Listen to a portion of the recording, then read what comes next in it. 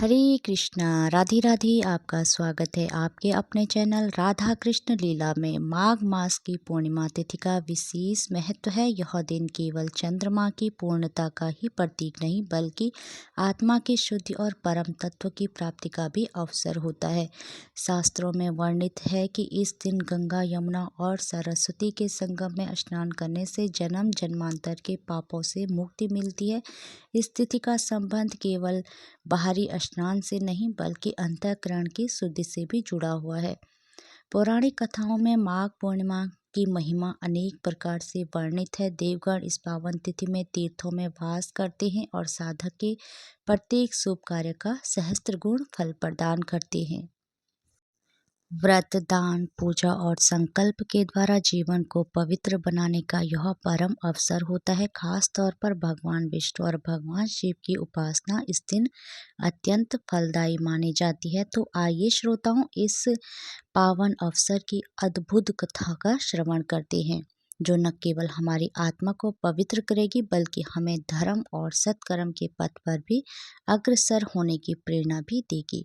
कलयुग में जहाँ पाप और अधर्म का प्रभाव बढ़ता जा रहा है, वहीं माघ पूर्णिमा कथा का संबंध अमृत समान है। शास्त्रों में कहा गया है कि जो व्यक्ति श्रद्धा भाव से पुण्यकाल में धर्म कथा का श्रवण करता है, उसके जन्म जन्मांतर के पाप नष्ट हो जाते हैं और भगवान की कृपा से सभी मनोकामनाएं पूर्ण होती हैं। इस दिन जो व्यक्ति पवित्र नदियों में स्नान कर पाए, लेकिन अगर वह व्यक्ति सच्चे मन से भगवान की कथा सुन ले तो वह बिना स्नान किए भी पुण्य प्राप्त कर लेता है, क्योंकि कथा श्रवण से आत्मा शुद्ध होती है और जहाँ धर्म चर्चा होती है वहाँ स्वयं नारायण भगवान वास होता है। अब आइए सुनते हैं पूर्णिमा व्रत की पौराणिक कथा, जिसे स्वयं भगवान श्री कृष्ण जी ने मैया यशोदा को सुनाया था, जिससे सुनने मात्र से सभी मनोकामनाएं पूरी होती हैं और घर में सुख समृद्धि बनी रहती है। द्वापर युग में एक समय की बात है कि यशोदा जी ने भगवान श्री कृष्ण से कहा, हे कृष्ण, तुम सारे संसार के उत्पन्नकर्ता, पोषक तथा उसके सहार करता हो। आज कोई ऐसा व्रत मुझसे कहो जिसके करने से मृत्यु लोक में स्त्रियों को विधवा होने का भय ना रहे तथा यह व्रत सभी मनुष्यों की कामनाएं पूर्ण करने वाला हो। श्री कृष्ण कहने लगे कि हे माता, तुमने अति सुंदर प्रश्न किया है। मैं तुमसे ऐसे ही व्रत को सविस्तार से कहता हूँ। सौभाग्य की प्राप्ति के लिए स्त्रियों को 32 पूर्ण मासियों का व्रत करना चाहिए। इस व्रत के करने से स्त्रियों को सौभाग्य संपत्ति मिलती है। यह व्रत अचल सौभाग्य देने वाला है एवं भगवान शिव के प्रति मनुष्य मात्र की भक्ति को बढ़ाने वाला है। यशोदा जी कहने लगी, हे कृष्ण, सर्वप्रथम इस व्रत को मृत्यु लोक में किसने किया था, इसके विषय में विस्तार पूर्वक मुझसे कहो। श्री कृष्ण जी कहने लगे कि इस भूमंडल पर एक अत्यंत प्रसिद्ध राजा चंद्रहास से पालित अनेक प्रकार के रत्नों से परिपूर्ण कातिका नाम की एक नगरी थी। वहाँ पर धनेश्वर नाम का एक ब्राह्मण था और उसकी स्त्री अति सुशीला रूपवती थी। दोनों ही उस नगरी में बड़े प्रेम के साथ रहते थे। घर में धन धान्य की आदि की कमी नहीं थी। उनको एक बड़ा दुख था कि उनके कोई संतान नहीं थी। इस दुख से वह अत्यंत दुखी रहते थे। एक समय एक बड़ा तपस्वी योगी उस नगरी में आया। वह योगी उस ब्राह्मण के घर को छोड़कर अन्य सब घरों में भिक्षा लाकर भोजन किया करता था। रूपवती वह भिक्षा नहीं लिया करता था। उस योगी ने एक दिन रूपवती से भिक्षा ना लेकर किसी अन्य घर से भिक्षा लेकर गंगा किनारे जाकर भिक्षा पान को प्रेम पूर्वक खा रहा था कि धनेश्वर ने योगी का यह सब कार्य किसी प्रकार से देख लिया। अपनी भिक्षा के अनादर से दुखी होकर धनेश्वर योगी से बोला, महात्मन, आप सब घरों से भिक्षा लेते हैं परंतु मेरे घर की भिक्षा कभी भी नहीं लेते हैं, इसका कारण क्या है? योगी ने कहा कि निसंतान के घर की भीख पतितियों के अन्न के तुल्य होता है और जो पतितियों का अन्न खाता है वह भी पतित हो जाता है। चूंकि तुम निसंतान हो, अंत पतित हो जाने के भय से मैं तुम्हारे घर की भिक्षा नहीं लेता हूँ। धनेश्वर की यह बात सुनकर अपने मन में बहुत दुखी हुआ। हाथ जोड़कर योगी के पैरों पर गिर पड़ा तथा आर्त भाव से कहने लगा, हे महाराज, यदि ऐसा है तो आप मुझको पुत्र प्राप्ति का उपाय बताइए। आप सर्वज्ञ हैं, मुझ पर अवश्य ही यह कृपया कीजिए। धन की मेरे घर में कोई कमी नहीं है, परंतु मैं पुत्र न होने के कारण अत्यंत दुखी हूँ। आप मेरे इस दुख का हरण करें, आप समर्थवान हैं। यह सुनकर योगी कहने लगे कि हे ब्राह्मण, तुम चंडी की आराधना करो। घर आकर उसने अपनी स्त्री से सब वृत्तांत कहा और स्वयं तप के निमित्त वन में चला गया। वन में जाकर उसने चंडी की उपासना की और उपासना किया। चंडी 16वें दिन उसको स्वप्न में दर्शन दिया और कहा, हे धनेश्वर, जा तेरे पुत्र होगा, परंतु वह 16 वर्ष की आयु में ही मृत्यु को प्राप्त होगा। यदि तुम दोनों स्त्री पुरुष 32 पूर्णमासियों का व्रत विधि पूर्वक करोगे तो वह दीर्घ आयु होगा। जितनी तुम्हारी सामर्थ्य हो, आटे के दिए बनाकर शिव जी का पूजन करना, परंतु पूर्णमासी को 32 हो जाने चाहिए। प्रातःकाल होने पर इस स्थान के समीप ही तुम्हें एक आम का वृक्ष दिखाई देगा। उस पर तुम चढ़कर एक फल तोड़कर शीघ्र अपने घर चले जाना। अपनी स्त्री से सब वृत्तांत कहना। ऋतु स्नान के पश्चात वह स्वच्छ होकर भगवान शंकर जी का ध्यान करके उस फल को खा लेगी। तब शंकर भगवान की कृपा से उसको गर्भ हो जाएगा। जब वह ब्राह्मण प्रातःकाल उठा तो उसने उस स्थान के पास ही एक आम का वृक्ष देखा, जिस पर एक अत्यंत सुंदर आम का फल लगा हुआ था। उस ब्राह्मण ने उस आम के वृक्ष पर चढ़कर उस फल को तोड़ने का प्रयत्न किया, परंतु वृक्ष पर कई बार प्रयत्न करने पर भी वह न चढ़ पाया। तब तो उस ब्राह्मण को बहुत चिंता हुई और विघ्न विनाशक श्री गणेश जी की वंदना करने लगा। हे दयानिधि, अपने भक्तों के विघ्नों का नाश करके उनके मंगल कार्य को करने वाले, दुष्टों का नाश करने वाले, रिद्धि सिद्धि देने वाले, आप मुझ पर कृपा करके इतना बल दे कि मैं अपने मनोरथ को पूर्ण कर सकूं। इस प्रकार गणेश जी की प्रार्थना करने पर उनकी कृपा से धनेश्वर वृक्ष पर चढ़ गया और उसने एक अति सुंदर आम का फल देखा। उसने विचार किया कि जो वरदान से फल मिला था वह यह है और कोई फल दिखाई नहीं देता। उस धनेश्वर ब्राह्मण ने जल्दी से उस फल को तोड़कर अपनी स्त्री को लाकर दिया और उसकी स्त्री ने अपने पति को कथा के अनुसार उस फल को खा लिया और वह गर्भवती हो गई। देवी जी की असीम कृपा से उसे एक अत्यंत सुंदर पुत्र उत्पन्न हुआ, जिसका नाम उन्होंने देवीदास रखा। माता पिता के हर्ष और शोक के साथ वह बालक शुक्ल पक्ष की चंद्रमा की भांति अपने पिता के घर में बढ़ने लगा। भवानी की कृपा से वह बालक बहुत ही सुंदर, सुशील और विद्या पढ़ने में बहुत ही निपुण हो गया। दुर्गा जी की आज्ञा के अनुसार उसकी माता ने 32 पूर्णमासी का व्रत रखना आरंभ कर दिया था, जिससे उसका पुत्र बड़ी आयु वाला हो जाए। 16वां वर्ष लगते ही देवीदास के माता पिता को बड़ी चिंता हो गई कि कहीं उनके पुत्र की इस वर्ष मृत्यु न हो जाए। इसलिए उन्होंने अपने मन में विचार किया कि यदि यह दुर्घटना उनके सामने हो गई तो वो कैसे सहन कर सकेंगे। उन्होंने देवीदास के मामा को बुलवाया और कहा कि हमारी इच्छा है कि देवीदास 1 वर्ष तक काशी में जाकर विद्या अध्ययन करे और उसको अकेला भी नहीं छोड़ना चाहिए। इसलिए साथ में तुम चले जाओ और 1 वर्ष के पश्चात उसको वापस लौटा आना। सब प्रबंध करके उसके माता पिता ने काशी जाने के लिए देवीदास को एक घोड़े पर बैठाकर उसके मामा को उसके साथ भेज दिया, किंतु यह बात उसके मामा या किसी और से नहीं कही। धनेश्वर ने सपत्नी अर्थात अपनी पत्नी के साथ अपने पुत्र की मंगल कामना तथा दीर्घ आयु के लिए भगवती दुर्गा की आराधना और पूर्णमासियों का व्रत करना आरंभ कर दिया।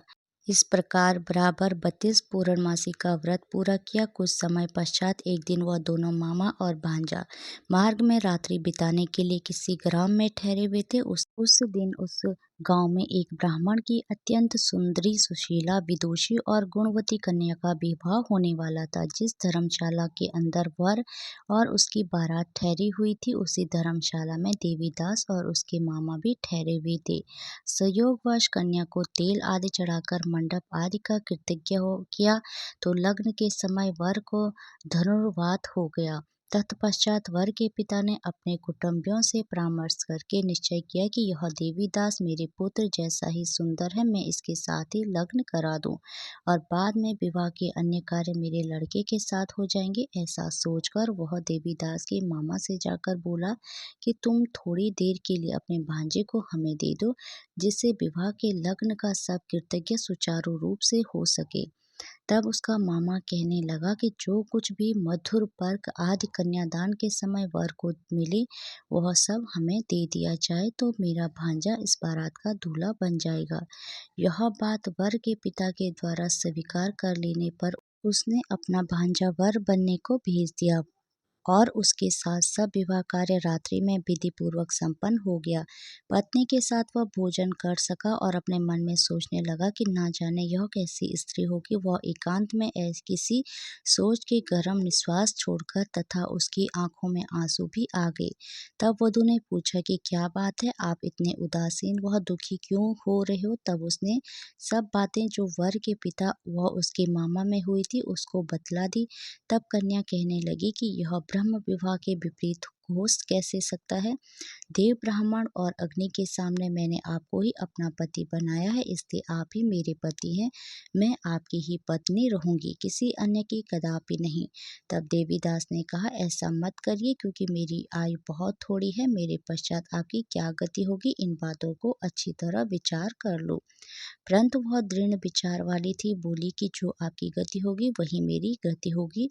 हे स्वामी, आप उठिए और भोजन करिए, आप निश्चित ही भूखे होंगे।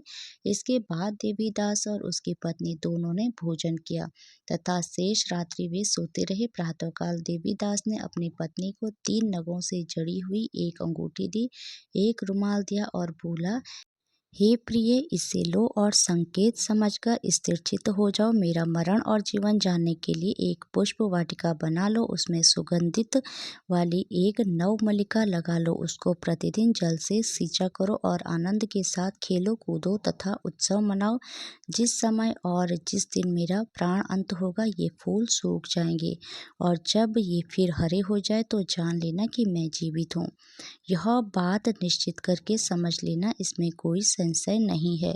यह समझाकर वह चला गया। प्रातःकाल होते ही वहां पर गाजे बाजे बजने लगे और जिस समय विवाह के कार्य समाप्त करने के लिए वर तथा सब बाराती मंडप में आए तो कन्या ने वर को भली प्रकार से देखकर अपने पिता से कहा कि यह मेरा पति नहीं है, मेरा पति वही है जिसके साथ रात्रि में मेरा पाणी ग्रहण हुआ था। इसके साथ मेरा विवाह नहीं हुआ है। यदि यह वही है तो बताइए कि मैंने इसको क्या दिया। मधुपर्क और कन्यादान के समय जो मैंने भूषण आदि इन्हें दिए थे उन्हें दिखाइए तथा रात में मैंने क्या गुप्त बातें कही थी वह सब सुनाइए। पिता ने उसके कथन के अनुसार वर को बुलवाया। कन्या की यह सब बातें सुनकर वह कहने लगा कि मैं कुछ नहीं जानता। इसके पश्चात लज्जित होकर वहां से चला गया और सारी बारात भी अपमानित होकर वहां से लौट गई। भगवान श्री कृष्ण बोले, हे माता, इस प्रकार देवीदास काशी विद्या अध्ययन के लिए चला गया। जब कुछ समय बीत गया तो काल से प्रेरित होकर एक सर्प रात्रि के समय उसको डसने के लिए वहां पर आया। उस विषधर के प्रभाव से उसके शयन का स्थान चारों ओर से विष की ज्वाला से विषैला हो गया, परंतु व्रत राज के प्रभाव से उसको काटने न पाया क्योंकि पहले ही उसकी माता ने 32 पूर्णिमा का व्रत रखा था।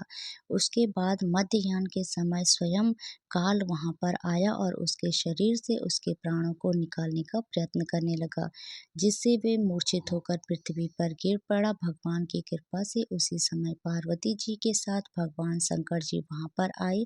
उसको मूर्छित दशा में देखकर पार्वती जी ने भगवान शंकर से प्रार्थना की कि हे महाराज, इस बालक की माता ने पहले ही 32 पूर्णमासी का व्रत किया था, जिसके प्रभाव से हे भगवान आप इसको प्राणदान दे।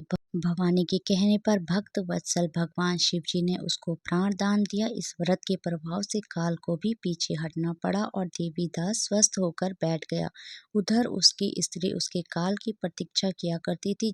जब उसने देखा कि उस पुष्प वाटिका में पत्र पुष्प कुछ भी नहीं रहे तो वो अत्यंत आश्चर्य हुआ और जब वह उसे हरी भरी हो गई तत्पश्चात वह जान गई कि वह जीवित हो गया है। यह देखकर वह बहुत प्रसन्न मन से अपने पिता से कहने लगी कि पिताजी, मेरे पति जीवित हैं, आप उनको ढूंढिए। जब 16वां वर्ष व्यतीत हो गया तो देवीदास भी अपने मामा के साथ काशी चल दिया।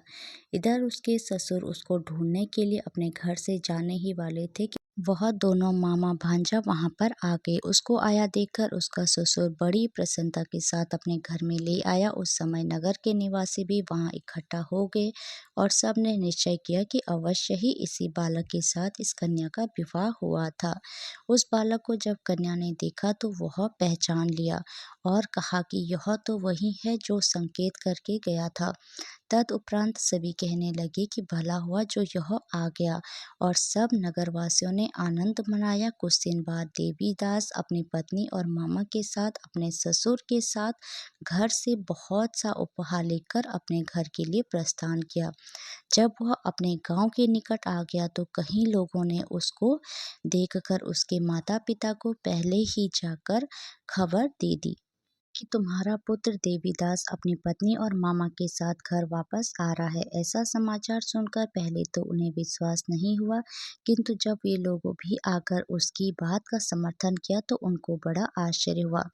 लेकिन थोड़ी देर में देवीदास ने आकर अपने माता पिता के चरणों में अपना सिर रखकर प्रणाम किया और उसकी पत्नी ने अपने सास ससुर के चरणों को स्पर्श किया। तो माता पिता ने अपने पुत्र और पुत्रवधू को अपने हृदय से लगा लिया और दोनों की आंखों से प्रेम अश्रु बह चले। अपने पुत्र और पुत्रवधू के आने की खुशी में धनेश्वर ने बड़ा भारी उत्सव किया और ब्राह्मण को भी बहुत सा दान दक्षिणा देकर प्रसन्न किया। श्री कृष्ण जी कहने लगे कि इस प्रकार धनेश्वर 32 पूर्णिमाओं के व्रत के प्रभाव से पुत्रवान हो गया। जो भी स्त्री इस व्रत को करती है वे जन्म जन्मांतर में वैधव्य का दुख नहीं भोगती है और सदैव सौभाग्यवती रहती है। यह मेरा वचन है, इसमें कोई संदेह नहीं मानना। यह व्रत पुत्र पौत्रों को देने वाला तथा संपूर्ण मनोकामनाओं को पूर्ण करने वाला है। 32 पूर्णिमाओं का व्रत करने से व्रती की सभी इच्छाएं भगवान शिव जी की कृपा से पूर्ण हो जाती है। बोलिए श्री कृष्ण भगवान की जय। हरे कृष्णा राधे राधे। भगवान श्री कृष्ण और राधा रानी की कृपा आप सभी भक्तों पर हमेशा बनी रहे। जय श्री राधे।